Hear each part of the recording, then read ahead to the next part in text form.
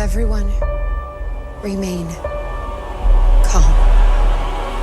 Yeah, that's how it always starts. But then later there's running and screaming. Somebody talk to me! What is happening? Welcome to Jurassic World. You're listening to the Jurassic Park Podcast. You want to consult here or in my bungalow? Hold on to your butts. Well, we're back. Hello and welcome to the 101st episode of the Jurassic Park Podcast. I'm your host, Brad Jost, and we're here to discuss all things Jurassic Park. In this episode, of course, we've got a bit of news and some birthdays to go over. We've got another edition of Amber Finds, reviewing some awesome collectibles from the Lost World era. This time, Jaye Jurassick is looking at 3 awesome posters from the Lost World.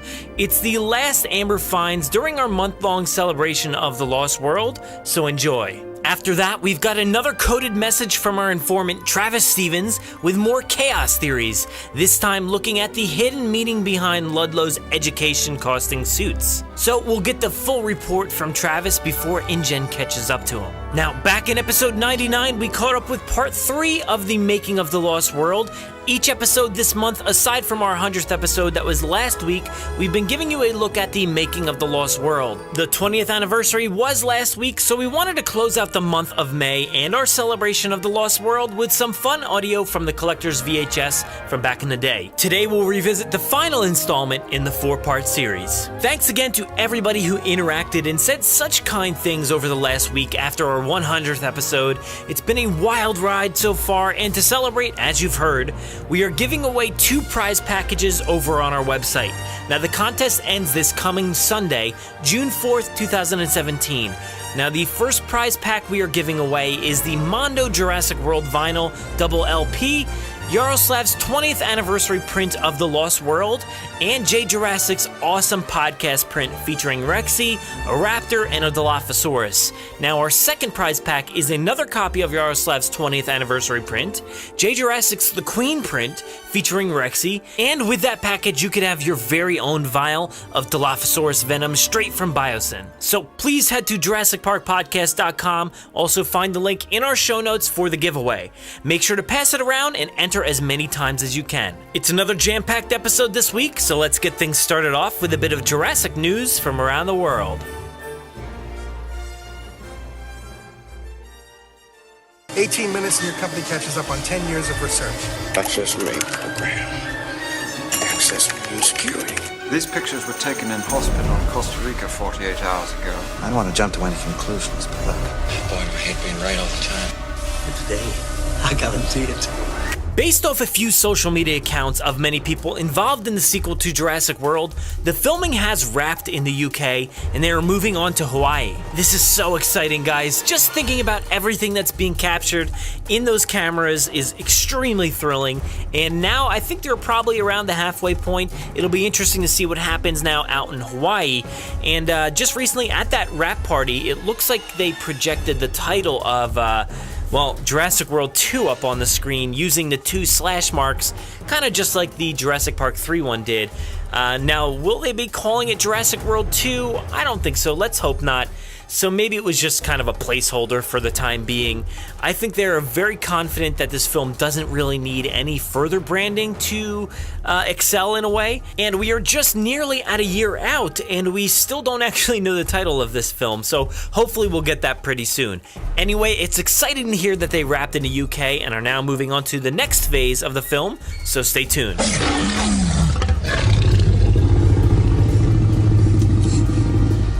And speaking of that next phase, it seems like we are getting closer to seeing a trailer for the Jurassic World sequel. Daniela Pineda, who has been cast in the film and has been filming a lot of scenes, hit Twitter this past weekend and asked her followers to ask her anything. She answered a ton of people's questions, saying that Goldblum is a god, Bayona is a true artist, The next film will have the sensibility of the first film. Bryce and Chris are amazing to work with. She cried when she found out she was in the next film, and of course, so much more. She said that she saw new footage from the film that was shown at the wrap party, and I think that's very interesting that they are already showing some stuff, and she had this to say about the footage. When you look at the footage, it feels like it's the biggest movie ever made. It's going to be very special, trust me. And I hate everything. So that actually sounds really incredible, and of course all the other stuff that she said while replying to people sounds incredible. She's been really active on Twitter and Instagram throughout this entire process, so definitely keep looking at her Instagram and Twitter. She's really hyping up this film and getting everybody super excited, and she's been a real delight to watch, and I really suggest you go check it out. You can go follow her on Twitter at Manuela and the Real Middle Finger on Instagram. Over the past weekend, we had a few birthdays to celebrate. Last Saturday, the 27th of May, was Richard Schiff's birthday, Eddie Carr from The Lost World. Sunday, the 28th, was Jake Johnson's birthday, Lowry from Jurassic World. And today, as of this recording at least, May 29th, is Ted Levine's birthday. Now, you might be saying, who's Ted Levine for Jurassic? Well, Ted is in the sequel film. We don't really know much about his role just yet, but happy birthday anyway. Again, happy birthday to Mr. Schiff, Johnson, and Levine. Oh, there it is. There it is. Who's got some change? He takes quarters. I got $1. I got $1.10. How'd you get it? You don't want to know. Her name, we got it. Where did you get that? I got it on eBay. When they're expensive, put them back. He's a digger. Muchacho, vete on the move! I had promised to conduct a very thorough on-site inspection. And get stuck in the sand. Yeah, it's pretty amazing. I got it for $150. But we'll pay it.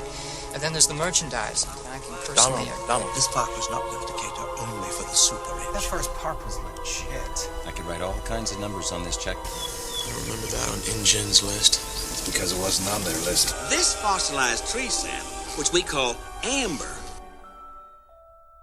Hello, Jurassic fans. We are now at the last one of the 4-part series of The Lost World. Bit sad, bittersweet. We are ending the month of May, where we were all celebrating The Lost World 20-year anniversary. And since this is the last one of the 4 episodes of Amber Finds that I did, featuring all Lost World merchandise, let's go out with a bang with 3 awesome movie posters from The Lost World. One of them I had since I was a child, and pretty much it's heavily damaged. When I was a kid, I guess I didn't really get anything put in frames. They were just taped up to a wall, and I didn't really protect them that well. So this poster is awesome, but it's heavily damaged. It sucks. But the other 2 I got, as you know, in recent years. One of them I basically got not too long ago. And well, I mean, let's get on to it. Let's talk about these. Now, the first one I'll be talking about is the one that I got when I was a kid. Now, this poster is fantastic. Like, it is so cool. It has a T-Rex breaking through, like, a wall of rocks, or, like, I guess it would be like a wall of concrete or something. Now, it has to be rocks. It might be concrete. It's a wall. He's breaking through a wall, okay? And it's the brown T-Rex, so I'm guessing it's the female, basically. It's that image of the T-Rex that you see on the VHS. It's the image of the T-Rex you see on most Lost World merchandise, like breaking through something. So, but on this image, it has like vines, and there's like branches being broken. It's like just wailing through, just getting through there, and just roaring in all the might that is the Tyrannosaurus Rex. On the left-hand corner, towards the bottom, you have a Lost World logo. Well, basically, you wouldn't know this is it doesn't say blatantly Lost World Jurassic Park anywhere. It just has a huge image of the T-Rex just breaking through. And I've drawn this image before. This imagery of the female T-Rex roaring and breaking through was very, very like iconic in all the Lost World stuff. It's awesome. So, problem with my poster is there's wrinkles all over it because, well, I didn't frame it, and just over the years being rolled up, it kind of left these like, it almost looks like blinds. It sucks. But it is a beautiful poster, and if you ever get the chance to find it on eBay, I know it's probably going to be a lot because it's super rare. From what I hear, it was called the Kmart poster, and super rare poster. I don't know where you can find it now. Most likely your best bet is eBay, but I've checked. I can't find it anywhere. The poster, from what I've seen, it comes in like different sizes. One that's like the one that I have, which is like the regular poster size, 28 by 38 or something. 36. I don't know. I'm probably wrong, but that's the size that I have of the poster. And it comes also in a larger size, 48, whatever. You know, the bigger poster size. And this poster, just seeing it, I need to frame it. I gotta get it framed. This poster was on my wall for years. For years it was on my wall. It was basically, like, as a kid, for some reason I did have a lot of Jurassic Park stuff, but I didn't have too many posters of Jurassic Park. I had the Raptor poster when I was a little kid, and then my stepbrothers took the Raptor poster, and it was mine, but they took it, and I never saw it again. When my stepdad and my mother divorced and separated, so he took a lot of my stuff as a kid too. That Raptor poster was my favorite. Now I have it. I have a small version of it on my door actually, but it was on actually. I remember it being on the door to the attic, and so then when I got this poster, I remember this was a gift from one of my mom's friends, and I loved it. At first, when I didn't see like all like the JP logo or anything on it, I was like, is this a bootleg? And then it's like, but it was just meant to have the imagery just pull you in and not the name, and it does that. It's striking how awesome this T-Rex looks breaking through that wall. So if you ever see it, just do not pass it up, especially in great condition. Great condition, this poster is amazing. Mine is still amazing because it's that old, from '97, but yeah, it's damaged, but it has a lot of memories attached to it because I'm looking at it and I can see myself back in my old room when as a teenager growing up, and it was really the only poster that stayed up for years, even through my teenage years. When you go through, you know, your whole I'm too cool for dinosaurs and all stuff, you know. And yeah, so let's move on to the recent poster that I got. Now this guy, actually, let's leave that one for last, because that one everybody seems to be interested in that one. Let's leave that one for last. We'll go on to the next one that I purchased not too long ago, maybe like a year or two ago. And it's one of the posters that was in the movie theater from Lost World. It was a Lost World, I don't know if it's an official movie theater one, but it is an awesome poster. It's big. It's a big poster. It's the bigger sized poster. And is it the exact, like, it's the movie poster. So it has the Lost World logo on it, the black, like, cliffside jagged rocks wall that it's like carved into, and then it says, you know, something has survived in red letters, and it has, you know, all the white lettering of the credits of like who was in the movie and whatnot. But it is the poster, or basically what you saw for marketing of the Lost World, when you saw pretty much that black, like, dark, grungy, concrete rock face or whatever, and the logo just like breaking through it with all like the ruins type of look to it, with all the cracks and whatnot. Beautiful idea. The guys that really worked on these movies, amazing artists. You really got to give them a round of applause for the work they've done, logo-wise, marketing-wise.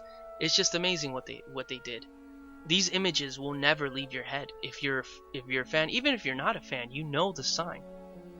You see a skeleton T-Rex, it's always going to remind you of the Jurassic Park T-Rex. It's amazing.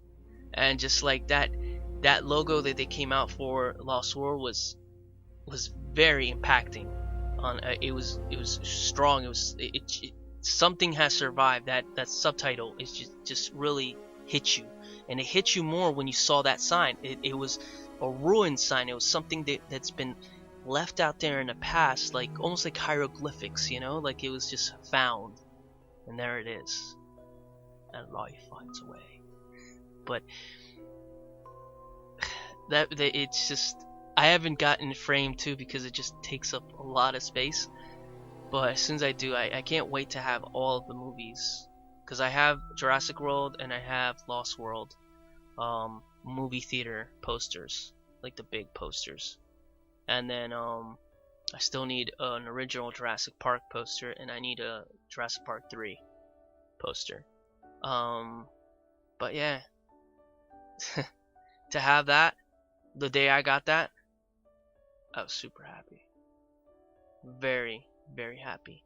And the coolest thing is, it's not like it has like a backside to it where it's just blank and white. It's actually reversed. Like, you see everything reversed on it. So it's almost like it's transparent. It's weird, but it's awesome. Yeah, really cool stuff. Great purchase. Got it off of eBay. I suggest if you want to look for one, just try eBay. eBay's your best bet. And for the last one, well, this one here is from my good friend, like I said, Derek, JP Collector on Instagram, and his eBay store is SGZ Collectibles. That dude right there, that guy is the guy to ask for any of this JP merch. This poster here, I had seen kind of like in concept art or something. I never knew there was an actual poster of it, so it was a complete surprise to me. But when I saw it, I said, that's me. That poster is my style, and it has JP on it. So I had to get it. And Derek's delivery was super fast. I told him I wanted to do an Amber Fines on it and whatnot. And yeah, he delivered, man. He got it to me. And here it is. This one is the one people have been talking about on Instagram. If you've seen the post of like a gory like piece of flesh being eaten by a carnivore, this is the poster. This is it. It is so freaking metal, dude. It is. I mean, like, I want to say a bad word basically, because it's that type of poster. It's crazy that this was sold to kids. It is basically the Parasaurolophus, or Parasaurolophus, however you want to say it, being eaten by the two T-Rexes from the Lost World Jurassic Park. It's an illustration, or I would say more of a painting. Yeah, it's a painting of the two T-Rexes, the male and the female, just eating a carcass of the Parasaurolophus. And it's safe to bet that this carcass is the one that you see the baby T-Rex eating. This is them making their kill, and then later on in the movie is you see this carcass being eaten up. Or it's probably the one that like you see as you walk into the Rex nest with Roland, if you pay attention. It's one that if you've seen who made that one? There's somebody that made this carcass. I've seen it. It is crazy, dude. It's gory. Like the flesh is being ripped off from its ribs on this Parasaurolophus. Let's just say Parasaur. But such a beautiful, tragic image all at the same time. You have this beautiful kind of like swampy, like no, it's not really a swamp. It's more of like a brook. It looks exactly kind of where like Dater meets his end to the Cumpies. It's basically like a little riverbed, and you got some nice ferns on the corner. You got a tree trunk like laid out by where the water's like, it's so beautifully painted. The water looks like it's running, it's moving, it's serene. And as you go up, you see this dead carcass of a dinosaur just bleeding out. Like the neck has been snapped, and in the middle, like its torso, it's just a huge chunk is gone. And some of that chunk is still lightly attached, but it's being ripped out into the jaws of a Tyrannosaurus Rex, just feasting. And then the other Tyrannosaurus Rex is like roaring in glory that they have this like, it's almost like he's praying that, praying over the meal that they have before them, because he's yelling up at the sky, and you can tell they're like there's like a canopy, because the lighting is not too bright, and it almost feels like the only lighting you see is like through the little bits of like leaves of the tree tops. And on the corner it says press center for real dino sound. Since this poster is from 1997, I mean, I was hoping that I could replace batteries on it, but you can't. It's basically, it's not gonna roar anymore. But I'm guessing it probably did like the T-Rex sound, the normal roar we all know and love, and that was pretty cool. That must have been an awesome gimmick back in 1997. Sadly, it does not work for me anymore. I wish it did, but I really don't want to ruin the poster by trying to replace batteries on it. And maybe the battery that I might replace won't work. I don't know. I don't want to experiment and mess it up. So I'm just gonna leave it as is. But it says on the top right corner, roaring poster, 23 by 35 inches. So this one is this one's a 23 by 35. So the other ones are probably like 24 by 36. It's like poster size. So, and it says warning, press center of logo on module for real dino sound. And I'm guessing that back in the day somebody would press that and you hear that sound, and that'd be freaking awesome. So I'm trying to see if you can find like the signature of the artist that painted this. If anybody out there knows the name of the artist that painted this, send me a shout out, because I would love to know the guy's name, because he did amazing work for this. This is beautiful. And this is not Mark Crash's look or whatever. This is a different artist. You can tell by the way the Tyrannosaurs are drawn. They're not drawn in the classic Crash style. The one that's feasting has a classic JP T-Rex look. The one that's roaring, his face is a little off. It doesn't look too much JP Rex, but still looks awesome nonetheless.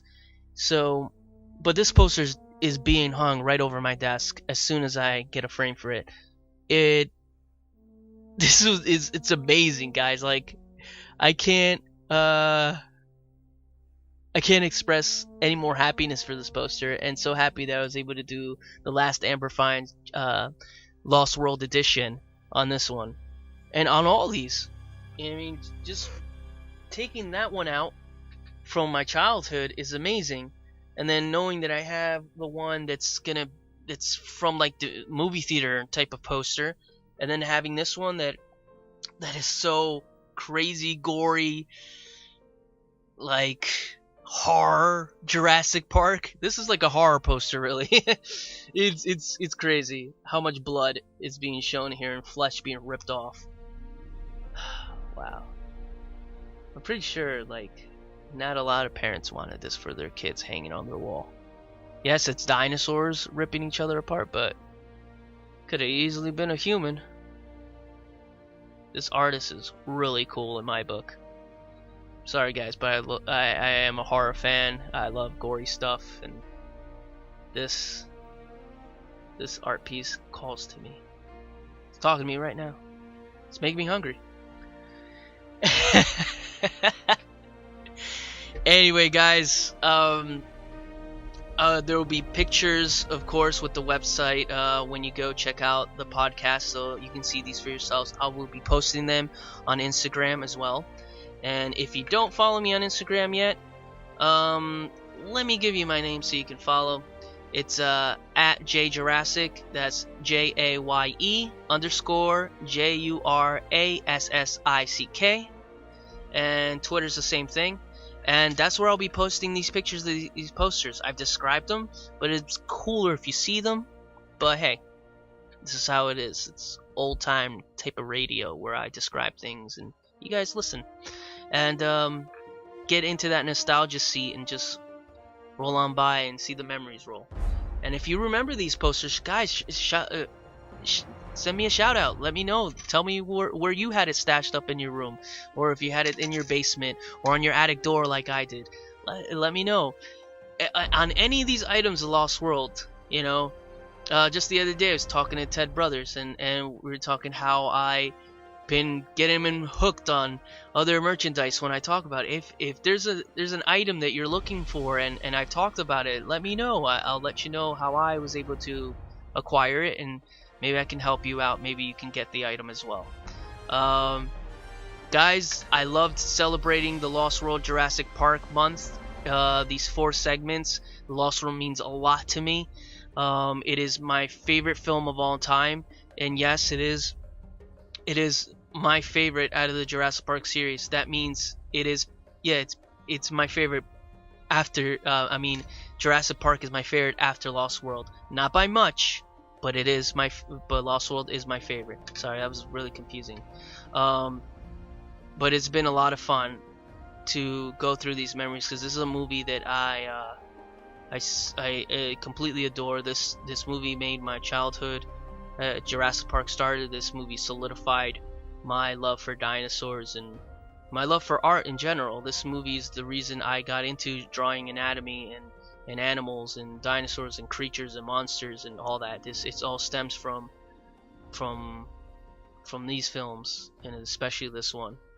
So it's cool to see that so many fans have come out and appreciated Lost World, and it's different to see that, because Lost World has been highly underrated for a long time, and finally I feel like people are starting to see what it really is, and it's a very, very beautiful film and a perfect sequel. It really is. And yes, of course, that's all my opinion. Fine, I get that, but it's a beautiful film, man. So sorry, I'm going on a tangent. But yeah, guys, that's it for this the last one of the Amber Fine's Lost World. And one more thing I want to say: get ready, because Jay and Ted's Jurassic Adventures is coming. It was the first episode was recorded. Oh man, you guys are in for some funny, crazy stuff. Alright? You're gonna love those. They're really funny. Alright? Anyway, I'll see you on the next Amber Finds. Have a good one, Jurassic fans. Chaos, chaos theories, chaos, oh chaos theories, plot lines, outlined theory, chaos, oh chaos theories, InGen will do anything to get their hands on my information. My chaos theories. Greetings, my fellow truth diggers. I, Travis Stevens, am back with the dirtiest and darkest secrets that InGen tries to hide. I signed no NDA. No court documents keep me from revealing what may be the Triassic truth, dropping a meteor of what may be fact on you. Today's investigation. Why were Peter Ludlow's suits so expensive? Many of you will recall the conversation between Dr. Ian Malcolm and Peter Ludlow at the beginning of The Lost World. Things get heated at John Hammond's posh New York City apartment, as there is some raptor-level alpha posturing between Malcolm's brilliant mind and Ludlow's greedy weasel instincts. after discussing his insulting payoff and the destruction of the reputation within the academic world, Dr. Ian catches Peter by the arm, telling him that he won't forget how he had been wronged by the company. Ludlow responds, "Careful, this suit costs more than your education." Which brings me to today's question again. Just how expensive are Peter Ludlow's suits, and why? To answer this question, we need to determine how much Ian Malcolm's education actually cost. As an education in his 40s in 1997, we can assume his high school years were around the early 70s. His K-12 public schooling would have cost about $55,000 total at that point in time. Being a gifted academic with a hunger for decadence and the finer things, he would have pursued admittance to a prestigious university with national recognition. Assuming he was one of the bigger Ivy League colleges, in the mid-70s, his undergraduate degree would have been about $2,600 a year, or somewhere under $11,000 total. Add another 4 years for his doctorate, and let's just imagine that he pays the same amount, maybe $22,000 total for his undergraduate and doctorate. Add the $55,000, and you have $77,000. I'm sure there are very exclusive suit makers that charge a fortune, but $77,000 is pretty steep. And Ludlow seems very confident that his suit is more expensive, possibly far more expensive. How can he be so confident? I'll tell you, but you aren't going to like it. I mean, you thought you didn't like him before, but you're seriously not going to like him now. Peter Ludlow exclusively wears dinosaur skin suits. A prehistoric species has been brought back from extinction, and all Pete can think about is the fact that he's going to like the way he looks, wearing the most exclusive of materials, the prestige, the exploitive exclusivity of genetically engineering a dinosaur just to skin it. Completely falls in line with Ludlow's M.O. I mean, this makes total sense when you think about him rapidly agreeing to Roland Tembo, hunting and killing the bull T-Rex, quite possibly the most valuable animal on the island. He doesn't say, "Actually, Roland, millions of dollars went into the creation of that beast, and capturing and preserving it is kind of why we're here, man." No. Peter doesn't blanch at this prospect at all. He fully embraces it. "Sure thing, I totally get your need to drain this animal's life and preserve its tissues for your display purposes." And you know all through the movie, this pathetic wannabe is just waiting for Roland, Dieter, Carter, hell anyone, to comment on his outfit, just so he can go on about it. "What, oh this? Yeah, interesting material, right? Hadrosaur. This part's Protoceratops. No big deal, just feels better. You can really feel the difference, you know." When he gets devoured at the end, spoiler alert, Jennifer Tarrick, his just fate is reinforced by the fact that he's wearing actual dinosaur skin. The mother T-Rex is acting out of pure instinct, smelling the skin of its traditional prey on this man's body. What an idiot. So, how much does a dinosaur suit cost? Well, a lot more than $77,000. Each animal is going to be the product of millions of dollars of research. When you factor in the value of an animal that has aged to maturity against all odds, after hours of work and care provided by an army of dedicated geniuses, wow, I'd tell Ian to keep his number crunching chaos fingers off too. And let's just even forget the raw materials. It's gotta be tough finding someone who can reliably tan dinosaur skin, and a tailor who can work their magic with it. That's dino skin. You gotta get it to lay nice. I just heard some motorcycles, and I know that's an SUV. InGen's here. I gotta go. Bye. Now let's take a listen to part 4 of 4 of the making of The Lost World. Mommy's very angry. This will give the parents nightmares. No, I'm simply saying that life, finds a way. Is that good? You find it? Fantastic. Just the parts they didn't like. I believe I've spent enough time in the company of death. Hang on, this is gonna be bad. We thought that in order for this movie to surpass what was done on the first, it needed to be more complex. It was a sequence where it was a motorcycle chase through a field. One of the things we did here at ILM before the plate photography was done was I did a little animatic where we just set up pawns of a herd of paras, herd of galleys, and a motorcycle, and just set up different paths and how the motorcycle could be chasing these things through the legs of this brontosaur.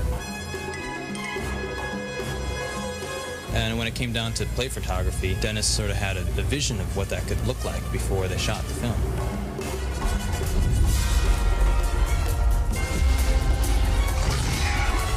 It dawned on us that this was the first time in the history of CG creatures, if you will, that we had a repeat character. We had the T-Rex coming back again. That hasn't happened yet. This is the first time.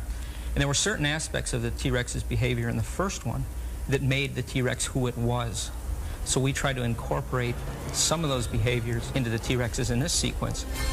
In the shot where they eat the poor occupant of the vehicle, we had to come up with something that would work as far as the exchange of the two animals, you know, struggling, having a tug of war over this morsel. Stephen always called it his make-a-wish shot because, you know, they end up grabbing him and pulling him apart.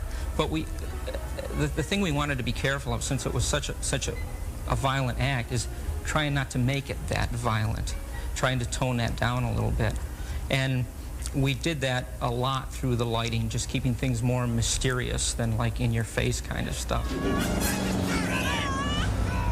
We have on the show a tremendous number of what we call two-dimensional compositing, which is like blue screen foreground and a background that's either computer generated or shot somewhere else. Probably 70 or 80 or 90 shots like that. And Rick Schultze and his crew that he's got are spearheading that process of combining those shots and making them look, you know, terrific. I'm in charge of supervising all the 2D and model shots.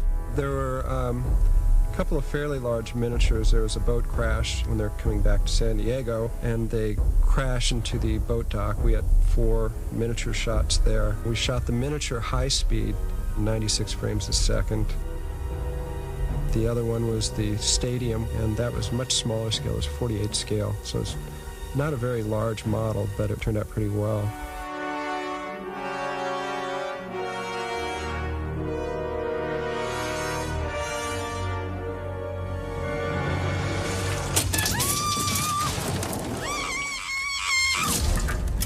We also created the cracks that evolved in the windows within the trailer. What we did was broke glass in forms that we liked, and then Pablo Hellman, who's doing a lot of the compositing on that sequence, then animated the cracks.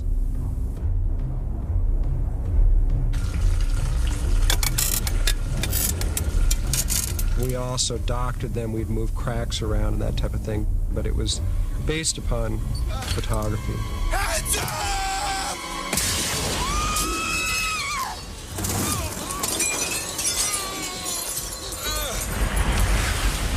We received photography from the first unit, which was of these people in a trailer over a blue screen. When you looked at the original shot, you just saw the people hanging from ropes within the trailer, you know, shots looking down through the trailer at them with just blue screen below them, nothing else. So we were then required to replace that blue screen with, you know, raging surf and cliff and that type of thing.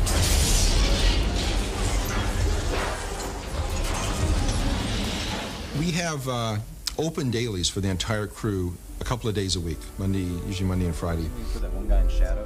Yeah, the guy that comes forward, he's always still in the wrong place, I think. He's like 80% of where he should be. We go through the work and sort of critique it and then split apart and deal with the problems. Okay, final.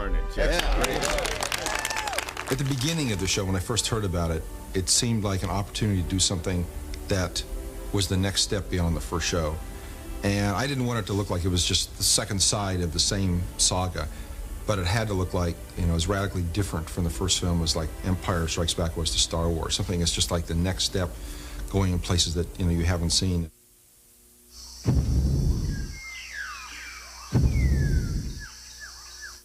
To discuss the post-production phase of the film, Michael Kahn, for example, the editor, he's been with Steven for several years now.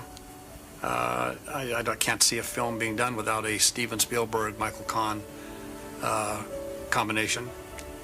Steven relies on Michael because of his ability as an editor, because he's obviously one of the best. The economy sometimes that you can find in the course of editing a movie is always something to pay attention to, because you don't want the audience to already be ahead of where you are in terms of character development.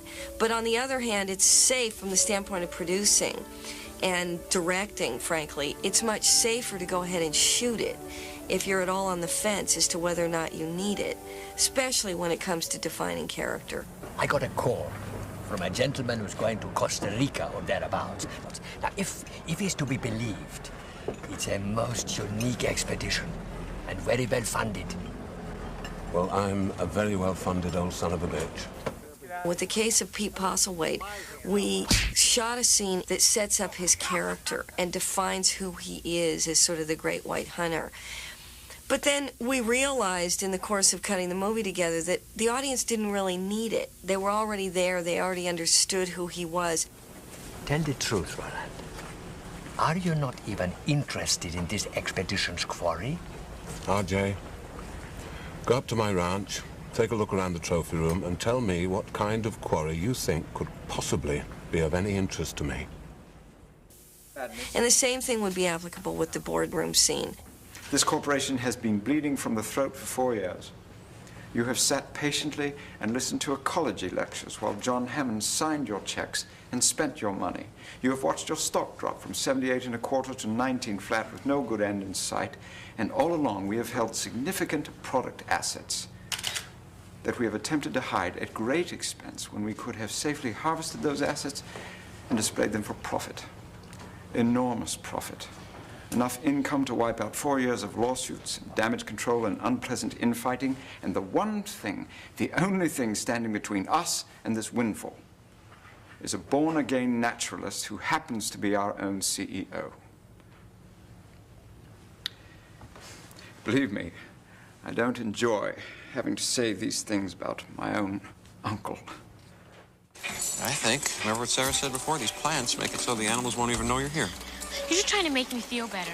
I remember all those stories you told. Oh, no. This is nothing like that. We're in a completely different situation right now.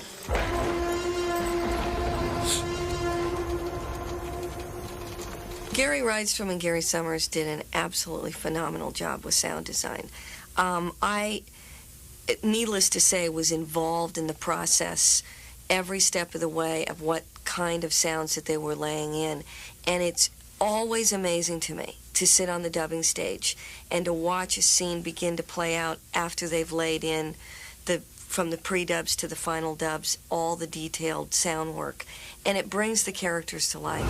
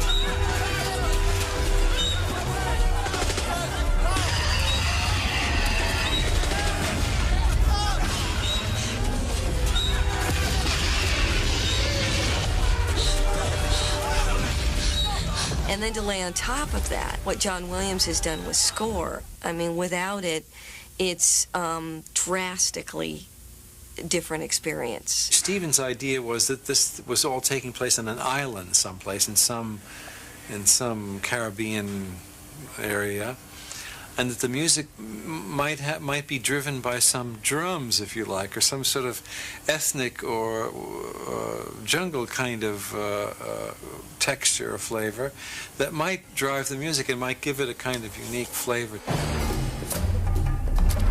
And so much of what in the action sequences I did, to begin with at least, was driven by this drum thing, which I enjoyed, and we had some wonderful percussionists come onto the stage, and it contributed a nice flavor, I think, to the film.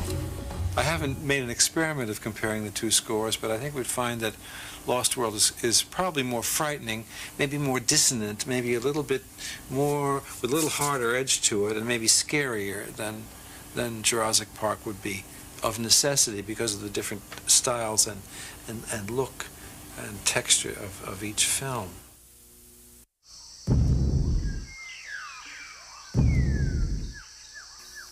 One day I was in a museum and there was a little kid who couldn't have been more than 2 or 2.5, watching a slideshow. And the kid's feet didn't come anywhere near touching the ground on the bench, you know, and it was the kind of child who probably wasn't even in preschool yet. And the slides would be up there, and the kid would scream, "Tyrannosaurus! Stegosaurus!" You know, and all for an hour. And I just sat there thinking, what is it?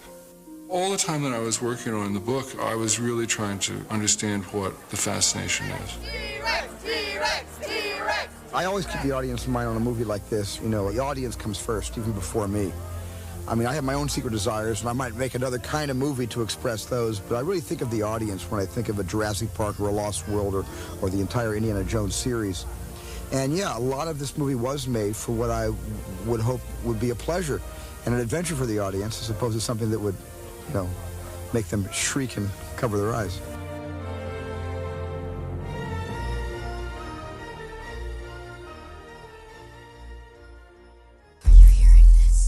Make sure to visit JurassicParkPodcast.com to find all our past episodes, brand new news articles, information on how to contact us, and much more.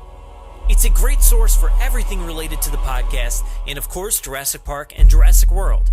Head to JurassicParkPodcast.com and help us build a great community. Anybody hear that?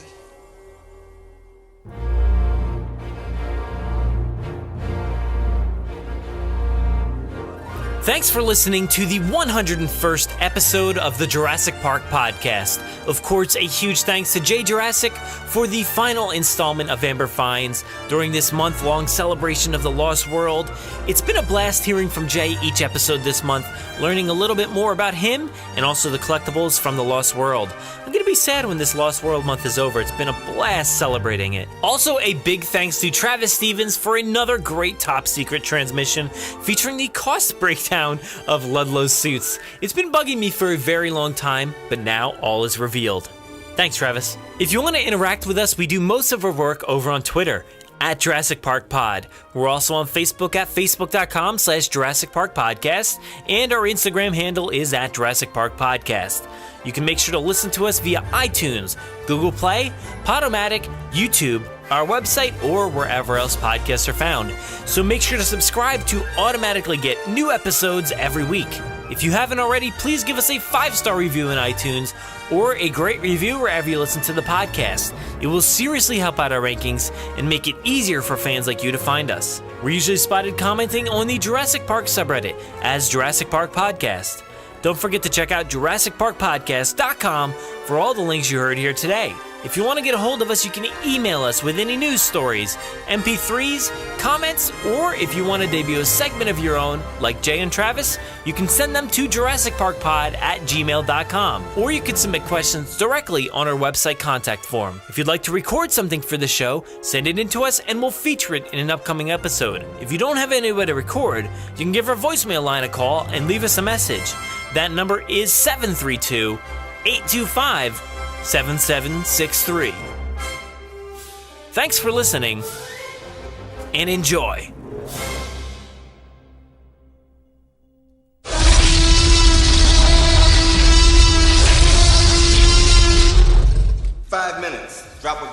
leave now.